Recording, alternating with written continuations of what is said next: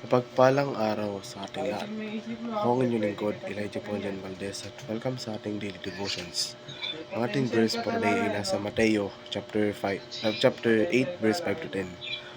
Ang sinasabi dito na, nang dumating si Jesus sa bayan ng Capernaum, pumunta sa kanya ang isang kapitan ng hukbong Romano at nakiusap, "Panginoon, may sakit po ang aking utusan. Nakaratay siya sa bahay at nasa matinding paghihirap." Sinabi ni Jesus, "Pupuntahan ko siya at pagagalingin." Pero sumagot ang kapitan, "Panginoon, hindi po ako karapat-dapat na puntahan niyo hindi po karapat-dapat na puntahan niyo ang tahanan ko. Sabihin niyo na lang na gumaling siya at gagaling na ang aking utusan. Alam ko ito dahil nasa ilalim ako ng nakakataas na opisyal at may sinabi ako sa kanya. Pumunta ka roon, pumunta siya. Kapag sinabi kong halika, lumapit siya. At kung ano ang iniutos ko sa aking alipin, sinusunod niya." Mangha si Jesus nang marinig niya ito. At sinabi niya sa mga taong sumusunod sa kanya, "Sinasabi ko sa inyo ang totoo. Hindi pa ako nakakita ng isang tao sa Israel na may ganitong pananampalataya. Ang mananampalataya ay isa sa nakakatanggap ng katotohanan na si Jesucristo ay ang anak ng Diyos sa kanilang mga puso at nagsisi sa kanilang mga kasalanan na nagresulta sa isang bagong nilikha. Ang isang mananampalataya ay gumagawa ng higit pa sa pakikinig sa mga salita ni Jesus at pagtanggap ng kanyang sinabi tungkol sa Diyos. Pinahihintulutan ng isang mananampalataya na baguhin siya ng impormasyon. Ang nagliligtas sa pananampalataya ay higit pa sa pagtanggap sa mga isip sa mga katotohanan tungkol kay Kristo. Ito ay nasasangkot ng pagsisisi at walang pagsubali na pangako sa Kanya. Ang mga tunay ang mga tunay na mananampalataya ay yung mga nakikinig sa salita ng Diyos, naniniwala dito sa kanilang mga puso at kinikilala ang halaga ng mensahe hanggang sa kanilang pasanin ang kanilang mga krus upang sumunod kay Jesus.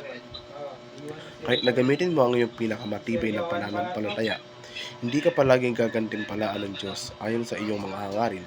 Sa halip, tugon ang Diyos kung ano ang kanyang walang hanggang plano, ang pinakamainam para sa iyo. Mahal ka niya hanggang sa lalim at ganap na hindi mo maiisip sa iyong mortal na estado.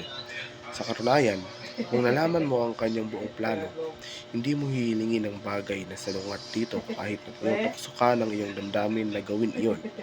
Ang taimtim na pananampalataya ay nagbibigay ng pangunawa at lakas na tanggapin ang kalooban ng ating Ama sa Langit. Kapag ito ay naiiba sa atin, matatanggap natin ang kanyang kalooban ng may kapayapaan at katiyakan. Nagtitiwala na ang kanyang walang hanggang karunungan ay nahihigitan ng ating sariling kakayahan, na lubos na mauunawaan ang kanyang plano habang ito ay naglalahad ng paisa-isa. Ang lahat ng aking ipinahayag ng Panginoon na ang lahat ng aking iniibig ay aking sinasaway at pinaparusahan, maging masigasig ka at magsisi. Sa personal, para sa ilang mahalagang desisyon ay naranasan ko ang nakakapanghina, nakakasakit na pakikibakas na nauuna sa isang nagpapatunay na sagot. Ngunit ang mga pagsubok na karanasang iyon ay nakakapagpatibay, nakakaaliw na nalalaman na hindi ka kailanman susubukin ng Diyos ng higit sa iyong makakaya sa kanyang tulong.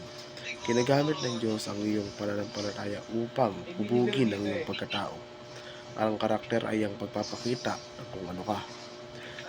Ang matibay na moral sa nakatangian ay resulta ng pare-parehong tamang pagpili sa mga pagsubok at pagsubok sa buhay. Ang iyong pananampalataya ay maaaring gabayan ka sa mga tamang pagpili. Iliwanag kung ano ang ginagawa mo at kung ano ang iniisip mo tungkol sa kung ano ka at kung ano ka. Sa makatuwid, ang mga pagpili ang gagawin mo ay kailangang inspirasyon ng Panginoon. Maaaring hikayatin ka ng iba na gumawa ng mga tamang desisyon, ngunit ang mga pagpipiliang iyon ay hindi dapat inireseta nila. Kailangan mong magnilay-nilay, manalangin at manampalataya para kusang loob na gumawa ng mga pagpili na ayon sa mga turo ng guro. Ang ganitong mga pagpili ay ginagawa na may pagtitiwala sa mga bagay na paniniwalaan at kapag ginanap ay makumpirma. Sapat na patnubay lamang ang ibinigay upang akayin ka sa tama at hindi upang pahinain ang iyong lumalaking pagkatao. Ang patnubay na iyon ay magpapatibay sa iyong pagtitiwala sa Ama sa langit at sa tagapagligtas. Muli, ako ang inyong lingkod, Elijah Paul Jan Valdez, at dito na nagtatapos ang aking daily devotions.